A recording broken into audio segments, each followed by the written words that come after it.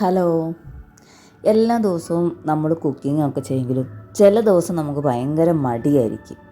അങ്ങനെ മടിയുള്ളവർക്കും അതേപോലെ വളരെ കുറച്ച് ചിക്കൻ മാത്രം വെച്ചിട്ട് ഒരു കറി ഉണ്ടാക്കണം. അങ്ങനെയൊക്കെ ആണെങ്കിൽ എങ്ങനെയാണ് നമുക്ക് എളുപ്പത്തിലൊരു ചിക്കൻ പുരട്ട് ഉണ്ടാക്കുന്നതെന്ന് നമുക്ക് നോക്കാമേ. ഇത് ഭയങ്കര ഈസിയാണ് വയ്ക്കാനായിട്ട്. അതേപോലെ നമുക്കങ്ങനെ ഒരുപാട് ചിക്കനൊന്നും വേണമെന്നുമില്ല, എന്നാൽ നല്ല ടേസ്റ്റി ആയിട്ട് നമുക്ക് കറി കിട്ടുകയും ചെയ്യുമേ. അപ്പോൾ അതിന് വേണ്ടിയിട്ട് ഞാനിവിടെ ഒരു ചട്ടിയിലേക്ക് എണ്ണ ഒഴിച്ച് കൊടുക്കുന്നുണ്ട്. വെളിച്ചെണ്ണയാണ് എടുക്കുന്നത്. അതിനുശേഷം ഞാനിതിലേക്ക് ഒരു 2 സവാള അരിഞ്ഞത്, 1 ടേബിൾ സ്പൂൺ അളവിൽ വെളുത്തുള്ളി ചതച്ചത്, 1 ടേബിൾ സ്പൂൺ അളവിൽ ഇഞ്ചി ചതച്ചത്, അതേപോലെ കുറച്ച് പച്ചമുളക് അരിഞ്ഞിട്ട് കൊടുത്തിട്ടുണ്ട്. നിങ്ങൾക്ക് നിങ്ങളുടെ എരിവിന് ആവശ്യമായിട്ടുള്ള പച്ചമുളക് ഇട്ട് കൊടുക്കാം. എന്നിട്ട് ജസ്റ്റ് അതൊന്ന് ഇളക്കി കൊടുക്കുന്നുണ്ട്.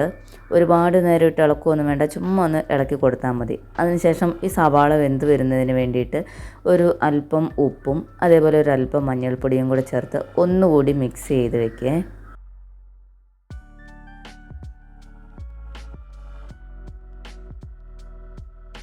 ഇനി അതിലേക്ക് ഒരു 2 ടേബിൾ സ്പൂൺ അളവിൽ മല്ലിപ്പൊടിയും അതേപോലെ ഒരു 3 ടീസ്പൂൺ അളവിൽ മുളക് പൊടിയും കൂടിയാണ് ഞാൻ ചേർത്ത് കൊടുക്കുന്നത്. ഇത് സവാള ഒത്തിരി നേരം അങ്ങനെ ഇട്ട് വഴറ്റൊന്നൊന്നുമില്ല. അതേപോലെ 1 ടീസ്പൂൺ അളവിൽ കുരുമുളക് പൊടി ചേർത്ത് കൊടുത്തിട്ട് അതൊന്ന് ആ പൊടിയുടെ പച്ചമണം മാറുന്നത് വരെ ഒന്ന് ഇളക്കി കൊടുക്കുന്നേ.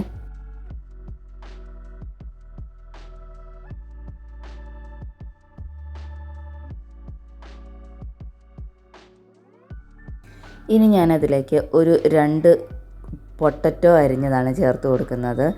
അപ്പോൾ നമുക്ക് ഓൾറെഡി ഞാൻ നേരത്തെ പറഞ്ഞല്ലോ, ഒരുപാട് ചിക്കൻ പീസസ് ഒന്നും നമ്മുടെ കയ്യിലില്ല. എന്നാൽ നമുക്കൊരു കറിയും വെക്കണമെങ്കിൽ നമുക്ക് കുറച്ച് കിഴങ്ങും കൂടിയൊക്കെ ചേർത്ത് കൊടുത്താൽ മതിയേ. അതൊന്ന് മിക്സ് ചെയ്തതിന് ശേഷം നമ്മുടെ കയ്യിലുള്ള ചിക്കൻ പീസുകൾ നമ്മളിതിലേക്ക് ഇട്ട് കൊടുക്കുന്നു.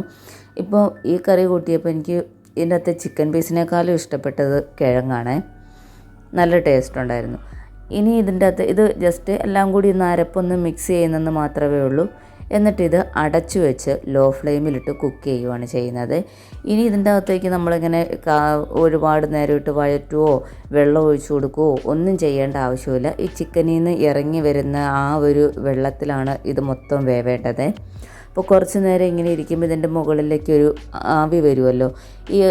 ഈ ആവിയിലും ഈ ചിക്കനിൽ നിന്ന് ഇറങ്ങി വരുന്ന വെള്ളത്തിലും കൂടിയാണ് ഈ നമ്മൾ ചേർത്ത് ഇതെല്ലാം കൂടെ കിടന്ന് നല്ല വറ്റി വെന്ത് വരുന്നത്.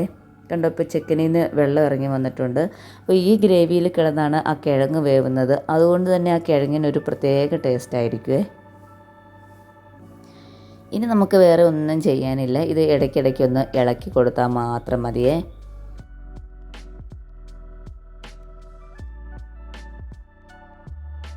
ഇളക്കി ഇതിൻ്റെ ഈ വെള്ളം വറ്റി വരുന്നത് വരെയാണ് നമ്മൾ കുക്ക് ചെയ്യേണ്ടത്.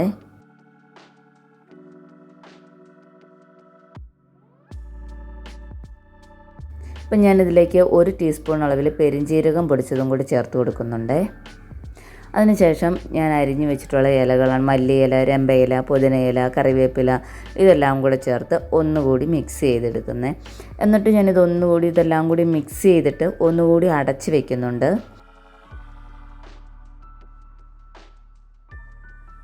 ഒരല്പസമയം കൂടെ നോക്കിയതിന് ശേഷം നമുക്ക് ഫ്ലെയിം ഓഫ് ചെയ്യാമേ.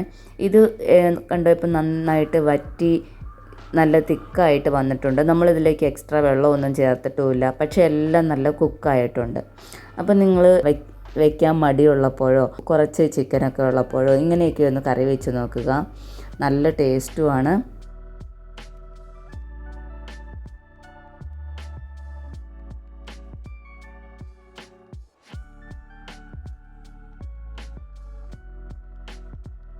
അപ്പോൾ വീഡിയോ ഇഷ്ടപ്പെട്ട എല്ലാവരും ചാനലൊന്ന് സബ്സ്ക്രൈബ് ചെയ്ത് സപ്പോർട്ട് ചെയ്യണേ. അതേപോലെ വീഡിയോ ലൈക്ക് ചെയ്യുക, ഷെയർ ചെയ്യുക, കമൻറ്റ് ചെയ്യുക. Thank you for watching.